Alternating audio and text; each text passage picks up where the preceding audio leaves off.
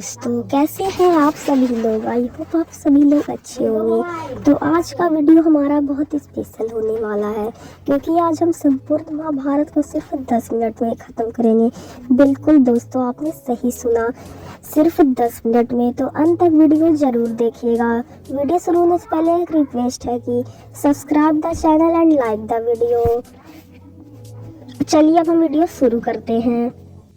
यह कृति प्राचीन भारत के इतिहास की एक गाथा है।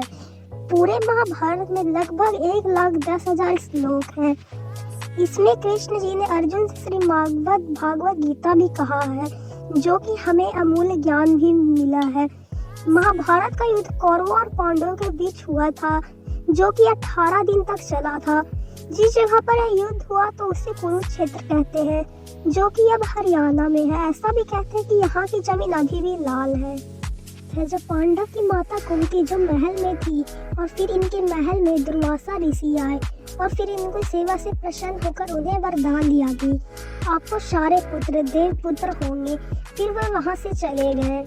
फिर कुंती ने इसका उपयोग किया और सूर्यदेव से कर्ण हुआ। फिर बिना विवाह और संतान की प्राप्ति के कारण समाज में इनकी बेइज्जती होने लगी, तो इन्होंने कर्ण को टोकरी में रखकर नदी में बहा दिया। कर्ण फिर एक शुद्ध परिवार को मिला। फिर कुंती की शादी पांडु के साथ हुआ, जिससे भीम, अर्जुन और युधिष्ठिर जैसे देव पुत्र हुए।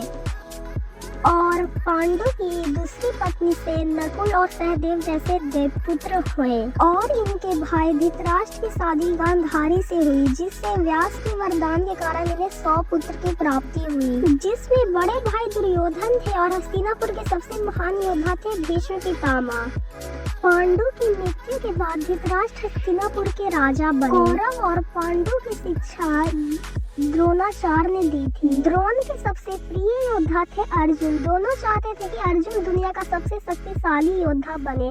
जब सबकी शिक्षा पूरी हुई थी, कौरव और पांडु के बीच युद्ध अभ्यास हुआ और इस युद्ध में भीम से दुर्योधन टकराए। अर्जुन एक धनुर्धर थे, तो उनका मुकाबला नहीं कोई कर सकता था, जिसके कारण द्रोण ने कहा कि अर्जुन ही दुनिया का सबसे अच्छा धनुर्धर। फिर प्रजा में से एक हाथ उठा, जो कि था कर्ण का। कर्ण को कवच मिला था, जिससे कोई भी नहीं भेद सकता था। कर्ण ने अर्जुन से युद्ध करने को कहा, लेकिन अर्जुन एक सूरपुत्र से युद्ध करने को मना कर दिया।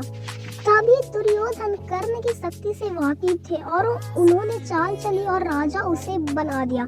सूरपुत्र के साथ वह राजा भी बन गया। कर्ण पर दुर्योधन की इस उदारता को देखकर कर्ण ने कसम खा ली कि वह मरते दम तक दुर्योधन का साथ नहीं छोड़ेंगे। फिर राजसभा में भीष्म पितामह ने ऐलान किया कि हस्तिनापुर के राजा पांडु के बड़े पुत्र युधिष्ठिर बनेंगे। इसी देख के गांधारी के भाई ने आदेश दिया कि शिवहर को जलाने का, जहाँ पे कुंती और उनके बेटे बैठे हुए थे। फिर शिवहर में बैठी कुंती को समझ में आ गया और वह उन्हें मृत्यु दंड देकर राजमहल को जलाकर वहां से भाग गईं। फिर वह जंगल में छुप छुप कर रहने लगे। फिर भीम का विवाह राक्षसी हिडम्बा से हुआ, जिससे घटोत्कच नाम का पुत्र हुआ। और फिर दुर्योधन ने ऐलान कर दिया कि पांडव मर गए हैं, अब हम हस्तिनापुर के नए युवराज बन गए। फिर 7 साल बीत गए और राजा द्रुपद ने अपनी बेटी द्रौपदी का स्वयंवर करवाया, जिसमें दुर्योधन असफल हुए। और पांडव जो जंगल में रह रहे थे वो सबके सामने आए और अर्जुन मछली की आंख में मारकर द्रौपदी का दिल जीत लिए। फिर इन्होंने अपना हिस्सा मांगा और भीष्म पितामह ने दुर्योधन से कहा कि आप सिंहासन को बराबर बांट लें। और यहाँ फिर शकुनी ने चाल चली और कौरव को हस्तिनापुर दिलवा दिया और पांडवों को बंजर वंशप्रस्थ। फिर पांडवों ने इंद्रदेव की पूजा की और भगवान विश्वकर्मा की मदद से वंशप्रस्थ को इंद्रप्रस्थ और महल बनवा दिया। फिर एक बार दुर्योधन वहाँ देखने आया और ये सब देखकर उनको बहुत गुस्सा आया। असली गुस्सा तो उनको तब आया जब द्रौपदी और अर्जुन के नियम अनुसार विवाह हुई, जिससे अभिमन्यु नाम का पुत्र हुआ। फिर शकुनी और दुर्योधन ने चाल चली और पांडवों को जुआ खेलने के लिए बुलाया। जुआ में कौरव जीत गए और पांडव अपना राज सिंहासन हार गए। राज वापस लेने के लिए उन्होंने द्रौपदी को भी दांव पर लगा दिया और वो भी ये हार गए। फिर भरी सभा में दुर्योधन और दुशासन ने द्रौपदी का चीर हरण किया, लेकिन श्री कृष्ण ने द्रौपदी की इज्जत बचा ली। फिर सभा में द्रौपदी ने प्रण लिया कि जब तक वह दुशासन के रथ से बाल नहीं धोएगी, तब तक वह बाल नहीं बांधेगी। फिर कौरवों ने पांडवों को 13 साल का वनवास और 1 साल का अज्ञातवास दिया। वनवास के दौरान उन्होंने कौरव से बदला लेने की युद्ध नीति और बनाने लगे। फिर वनवास और अज्ञातवास होने के बाद जब वह हस्तिनापुर लौटे और अपना राज मांगे तो दुर्योधन ने राज वापस देने से मना कर दिया। तब पांडवों के दूत श्री कृष्ण ने युद्ध का ऐलान कर दिया। तब युद्ध 2 गुट में बट गया, एक पांडव गुट और दूसरा कौरव गुट। पांडव के साथ कई राजा और उनके सैनिक थे जिसे पांडु ने मदद की थी। कौरव के साथ भीष्म पितामह, गुरु द्रोणाचार्य, कर्ण, अश्वत्थामा जैसे महान योद्धा थे। तब युद्ध के दिन भीष्म अपने सेना को निर्देश दे रहे थे तो दूसरी तरफ अर्जुन कहीं और ही थे। तो फिर कृष्ण ने अर्जुन से पूछा कि आप कहाँ हैं? तो अर्जुन ने कहा, मैं उनसे युद्ध कैसे लड़ूं, वो मेरे सब अपने हैं। फिर कृष्ण ने गीता ज्ञान दिया जिस कारण तो फिर अर्जुन ने अस्त्र उठाए और फिर यह युद्ध 18 दिन तक चला। 9 दिन बाद सिर्फ सैनिक मरे, कुछ खास नहीं हुआ। फिर 10वें दिन भीष्म पितामह को मृत्यु की मोर पर लेटा दिया और उनकी छाती को तीर से भेद दिया।